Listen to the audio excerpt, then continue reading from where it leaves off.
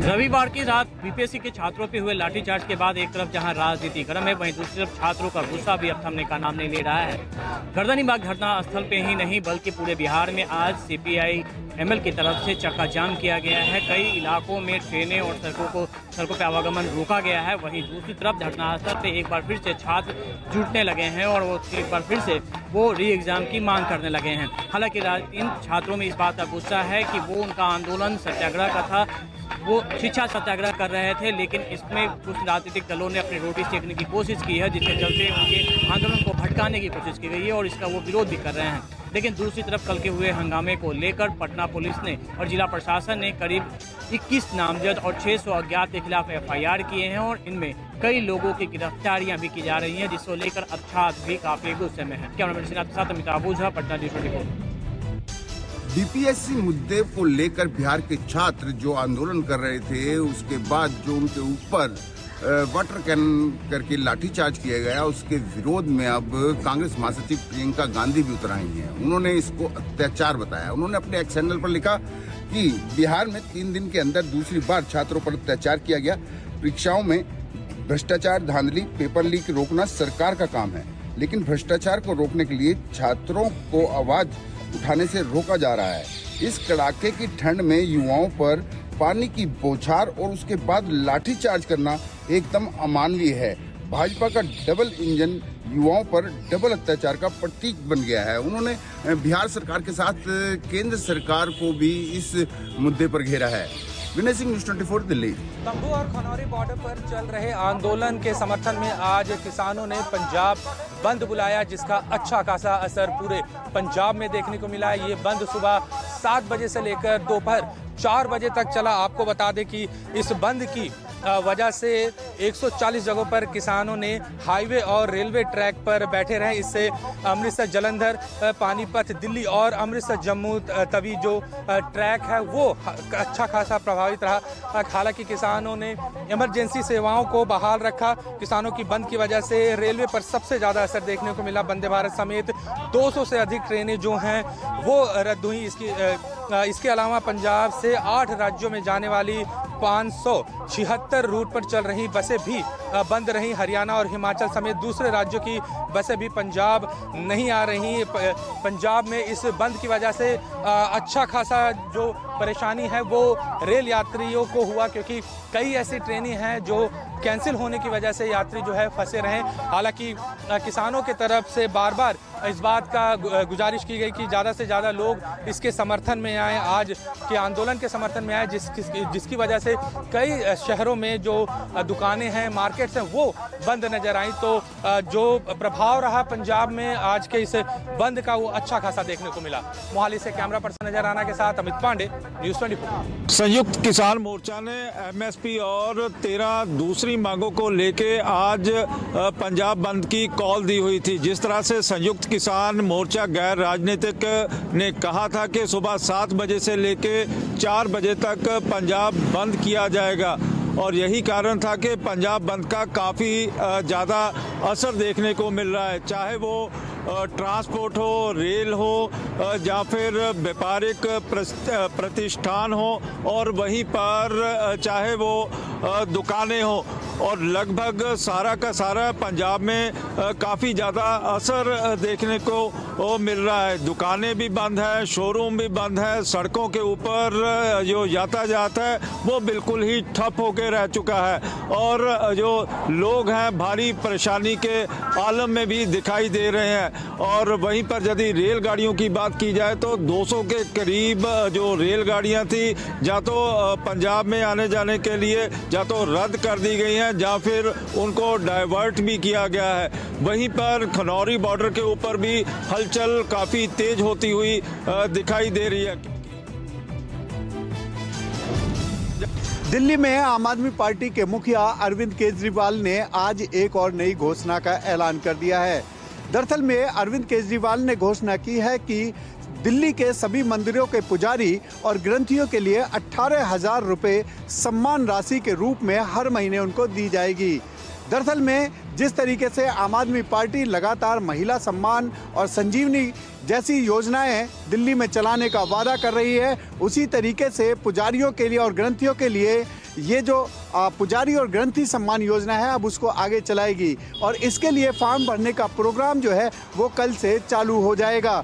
दरअसल में दिल्ली के जितने भी मंदिर और गुरुद्वारे हैं उन सब के पुजारियों का कल से जो नामांकन है, रजिस्ट्रेशन है, वो शुरू हो जाएगा। उसके बाद जैसे ही सरकार अरविंद केजरीवाल की आगामी बनेगी उसके बाद ये पैसा उनको देना शुरू हो जाएगा। कैमरा पर्सन अजय के साथ में यूसुफ, न्यूज़ 24 दिल्ली। प्रधानमंत्री नरेंद्र मोदी नए साल में दिल्ली विधानसभा चुनाव को लेकर अपने चुनावी अभियान की शुरुआत करेंगे। 3 तारीख और 5 तारीख को, यानी जो संभवतः ऐलान होना है चुनाव आयोग की तरफ से दिल्ली विधानसभा चुनाव के लिए, वो 5 या 6 तारीख को होना है। उससे पहले दिल्ली में बीजेपी 2 जनसभा प्रधानमंत्री नरेंद्र मोदी का करवाना चाहती है। 3 तारीख को उत्तर पूर्वी दिल्ली में सहारनपुर एक्सप्रेसवे का प्रधानमंत्री उद्घाटन करेंगे और एक बड़ी जनसभा का भी आयोजन उस दिन किया जाएगा। प्रधानमंत्री रैली को संबोधित करेंगे। 5 तारीख को रिठाला मेट्रो के कुछ हिस्सों का प्रधानमंत्री नरेंद्र मोदी उद्घाटन करेंगे और कुल मिलाकर इन दोनों दिन 3 जनवरी और 5 जनवरी दोनों दिन बड़ी विकास योजनाओं का ऐलान प्रधानमंत्री दिल्ली के लिए कर सकते हैं। मोदी की गारंटी के नाम से महिला सम्मान के लिए बड़ी योजना का ऐलान प्रधानमंत्री नरेंद्र मोदी अपनी दोनों जनसभाओं में से किसी एक जनसभा में कर सकते हैं। कुल मिलाकर 70 सदस्यीय विधानसभा चुनाव के लिए, जिसमें लगभग 26 साल से बीजेपी सत्ता से बाहर है, मोदी की गारंटी के भरोसे ही बीजेपी मैदान में उतरेगी और प्रधानमंत्री नरेंद्र मोदी नए साल के शुरुआत में अपने चुनावी अभियान का आगाज करेंगे। कुमार गौरव, न्यूज़ 24 दिल्ली। सपा मुखिया अखिलेश यादव के मुख्यमंत्री आवास पर शिवलिंग वाले बयान पर प्रतिक्रिया देते हुए ओम प्रकाश राजभर ने कहा है कि अगर उन्हें इस बारे में जानकारी थी तो आखिरकार मुख्यमंत्री रहते हुए उन्होंने खुद खुदाई क्यों नहीं करवाई। सपा मुखिया अखिलेश यादव के बयान पर अब सियासत तेज हो गई है। योगी सरकार में मंत्री ओम प्रकाश राजभर ने इस बयान पर प्रतिक्रिया देते हुए कहा है कि वो अपना वोट बैंक सुरक्षित करने के लिए बयानबाजी कर रहे हैं। वो इस तरह की बेबुनियाद बयानबाजी करके उसका सियासी लाभ लेना चाहते हैं ताकि उनका मुस्लिम वोट बैंक खिसक न जाए। अगर उन्हें इस बारे में पता था तो खुद मुख्यमंत्री रहते हुए उन्होंने खुदाई क्यों नहीं करवाई। समाजवादी पार्टी को सिर्फ मुसलमानों का वोट चाहिए, वो कोई काम नहीं करते हैं और वोट भी मांगना चाहते हैं। दरअसल अखिलेश यादव ने मंदिरों की खुदाई के मामले पर तंज कसते हुए ये कहा था कि मुख्यमंत्री आवास में भी शिवलिंग है और उसकी भी खुदाई की जानी चाहिए। कैमरा पर्सन मिंटू सिंह के साथ अशोक तिवारी, लखनऊ, न्यूज़ 24। राजस्थान में पूर्ववर्ती अशोक गहलोत सरकार द्वारा बनाए गए 17 जिले और 3 संभागों में से 9 जिले और 3 संभागों को खत्म कर दिए जाने के विरोध में अब यहाँ के लोगों द्वारा धरना प्रदर्शन और आंदोलन किया जाना शुरू हो गया है। इन लोगों की मांग है कि बड़ी मुश्किल से उन्हें जिले का सौगात मिली थी, लेकिन नई भजनलाल सरकार ने उनसे जिलों की मिली सौगात को वापस ले लिया। ऐसे में वे अपने जनप्रतिनिधि पर लगातार दबाव बना रहे हैं कि किसी तरह सरकार से यू टर्न लेने के लिए वे दबाव बनाएं।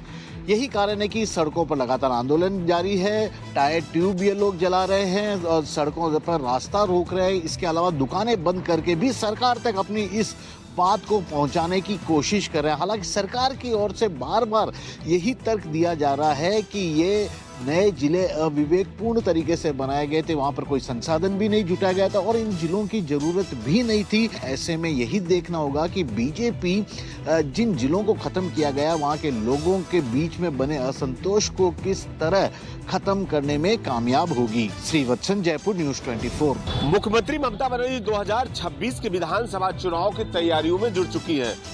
जिस तरह से 2024 के लोकसभा चुनाव के पहले संदेश खाली का मुद्दा था, संदेश खाली के महिलाओं को लेकर लगातार यहाँ पे टीएमसी के तमाम नेताओं के ऊपर में आरोप लगाया जा रहा था और मुख्यमंत्री ममता बनर्जी आज संदेश खाली पहुंची हुई है और संदेश खाली उन महिलाओं से मुलाकात की है जिन महिलाओं का उनके ऊपर अत्याचार किया गया था और संदेश खाली का पूरे बंगाल में चर्चा बना था। विपक्ष इसको लगातार मुद्दा बना रहा था और उसी संदेश खाली से मुख्यमंत्री ममता बनर्जी एक बार फिर बंगलार बाड़ी की योजनाओं की जो यहाँ पे सौगात दे रही है। 20,000 ऐसे परिवारों को इस सौगात का लाभ पहुंचेगा। बंगलारबाड़ी यानी जिनके पास में घर नहीं है उनको घर दिया जाएगा। और इसके पहले मुख्यमंत्री ममता बनर्जी लक्की भंडार महिलाओं को दे रही है। लक्की भंडार 1000 रुपए करीब यहाँ महिलाओं को खाते में सीधा जाता है। अब एक बार 2026 के विधानसभा चुनाव के पहले बंगलारबाड़ी योजना की शुरुआत हो चुकी है। कैमरामैन पंकज के साथ मनोज पांडे, न्यूज़ 24। संभल में हुई हिंसा के तार पाकिस्तान से जुड़ते नजर आ रहे हैं। पुलिस इस मामले में आईएसआई का कनेक्शन भी तलाश रही है।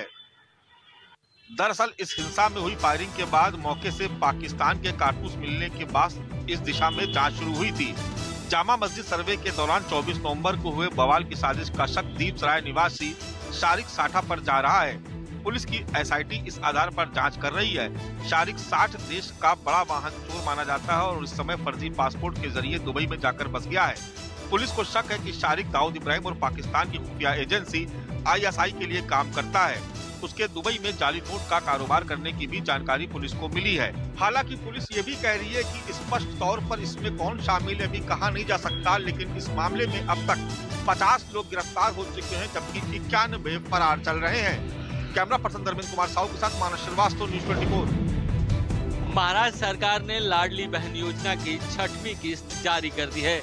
इसके तहत 2 करोड़ 46 लाख महिलाओं को पैसे भेजे गए हैं। खास बात यह है कि यह संख्या 5वीं किस्त में जो महिलाएं रजिस्टर्ड थी उससे 12 लाख ज्यादा है। यही कारण है कि इस बार 6वीं किस्त के लिए 3,689 करोड़ रुपए का खर्च आया है, जो कि सरकार की तिजोरी पर अतिरिक्त बोझ है। सरकार का मानना था कि स्कूटनी अगर की जाएगी तो जिन लोगों ने नियम कानून को ताक पर रखकर इस योजना का लाभ लिया होगा उनको इससे हटाया जाएगा और ये संख्या घट सकती है, लेकिन 12 लाख महिलाओं की संख्या बढ़ना सरकार की चिंता बढ़ा रहा है। खास बात ये भी है कि सरकार को अप्रैल से इस योजना के तहत 2100 रुपए महिलाओं को महीने में देने हैं, जिससे जो भार है वो अतिरिक्त भार बजट पर और बढ़ेगा। कैमरा राजेंद्र के साथ इंद्रजीत सिंह, न्यूज़ 24 मुंबई। देश भर में नए साल का जश्न मनाने की तैयारी जोरों पर है। मुंबई में भी नए साल का जश्न मनाने के लिए बड़ी मात्रा में लोग सड़कों पर उतरेंगे। लिहाजा कानून व्यवस्था बनाए रखने के लिए करीब 40,000 पुलिसकर्मी ड्यूटी पर तैनात रहेंगे, जो मुंबई के चप्पे चप्पे पर नजर बनाए रखेंगे। भीड़ में शरारती तत्वों पर नजर रखने के लिए न केवल तीसरी आंख यानी कि सीसीटीवी का इस्तेमाल किया जाएगा, बल्कि भीड़ भाड़ वाले इलाके में पुलिस वाले सिविल ड्रेस में तैनात रहेंगे। साथ ही समुद्री किनारों में बोट से पेट्रोलिंग की जाएगी।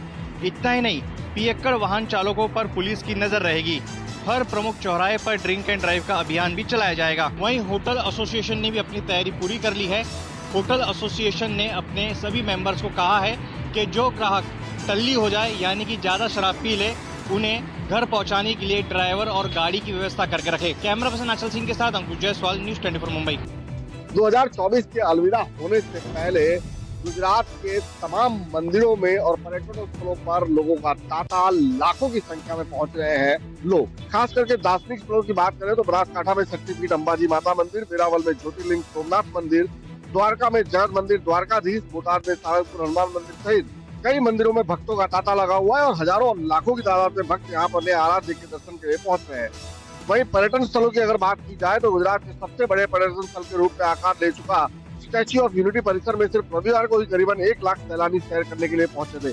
वहीं गुजरात का हिल स्टेशन सापुतारा और सफेद रण के नाम से जाना फेमस हो चुका कच्छ के सफेद रण में भी हजारों लोग, लाखों की तादाद में लोग नए साल का स्वागत करने के लिए पहुंचे हैं। साथ ही गुजरात के पड़ोसी राज्यों के सरहदी इलाके खास करके दीप दमन, माउंट आबू, उदयपुर में गुजराती नया साल का जश्न मनाने के लिए पहुंच चुके हैं। इतना ही नहीं, कई गुजराती महंगा एयर फेयर देकर भी गोवा और थाईलैंड में नए साल मनाने के लिए रवाना हो चुके हैं। इन सब के बीच गुजरात पुलिस भी पूरी तरह से सुरक्षा को लेकर चाक चौबंद बंदोबस्त में जुट गई है। Cameraman Bhupendra Singh, Ahmedabad, news 24। मध्य प्रदेश की राजधानी भोपाल में पूर्व आरक्षक परिवहन विभाग के सौरभ शर्मा पर हुई लोकायुक्त की कार्रवाई अब भी बीते 2 हफ्तों से जारी है। इस बीच लोकायुक्त पर रेड के लीक होने की आशंका और शक के बीच इस तरह की बातें जो सामने आ रही है, उसके बीच लोकायुक्त में बड़े स्तर पर नियुक्तियां भी हुई हैं और पोस्टिंग भी इधर से उधर हो चुकी हैं। कई लोगों की तबादले हुए हैं और ताबड़तोड़ तबादले हुए हैं। आपको बता दें कि रविवार को लोकायुक्त में 6 इंस्पेक्टर और 27 कांस्टेबल की पोस्टिंग हुई है और 3 दिन पहले ही लोकायुक्त में लंबे समय से पदस्थ 4 डीएसपी, 6 इंस्पेक्टर और 24 कांस्टेबल का तबादला हो चुका है। वहीं दूसरी तरफ इस मामले की कड़ियां जोड़ने के लिए इनकम टैक्स की टीम भी अलग अलग जो कार मिली थी, बरामद हुई थी, जिसमें सोना मिला था 52 किलो, वहाँ भी जांच की जा रही है। लेकिन बड़ा सवाल लगातार इसी बात पर उठ रहा था, जो कांग्रेस की तरफ से भी आरोप लग रहे थे कि लोकायुक्त ने कहीं ना कहीं इस रेड को लीक किया है। इस बीच सरकार की तरफ से लोकायुक्त में बड़े स्तर पर यहाँ पर जो पोस्टिंग है तबादले हुए हैं। कैमरा पर्सन कमलेश व्यास के साथ श्रीवास्तव, न्यूज़ 24 भोपाल।